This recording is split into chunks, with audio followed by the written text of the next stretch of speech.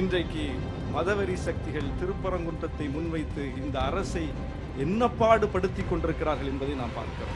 முதலமைச்சருக்கு எவ்வளவு பெரிய நெருக்கடியை கொடுக்கிறார்கள் என்பதை பார்க்கிறோம். கொஞ்சம் கூட மனசாட்சியே இல்லாமல் எப்படி இந்த மண்ணை கூறு போடுவதற்கு துடிக்கிறார்கள் என்று பார்க்கிறோம். நான் நினைத்து பார்க்கிறேன், அவர்கள் என்ன சொல்லி வருகிறார்கள்? சொல்லிவிட்டு தான் வருகிறார்கள், மறைமுகமாக வரவில்லை. டிக்ளேர் பண்ணிட்டு வர்றாங்க, அயோத்தியாக மாற்றுவோம் என்று சொல்லி வருகிறார்கள். நான் நினைத்து பார்க்கிறேன், 1992 நம்முடைய மாண்புமிகு முதலமைச்சர் உத்தரப்பிரதேசத்திற்கு முதலமைச்சராக இருந்தால் அயோத்தி கூட நடந்திருக்காது, பாபர் மசூதி இடிக்கப்பட்டிருக்காது, பாபர் மசூதி காக்கப்பட்டிருக்கும். இதே வேலையைத்தானே அன்னைக்கு செய்தாங்க.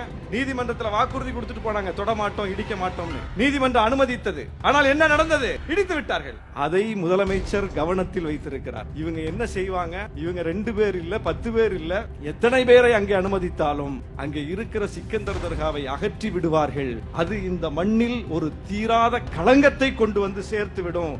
எனவே யாரு சொன்னாலும் சரி, இதுதான் என்னுடைய ஸ்டாண்ட், இதுதான் இந்த அரசின் நிலைப்பாடு. யாருக்கு பாடம் எடுக்கிறீங்க?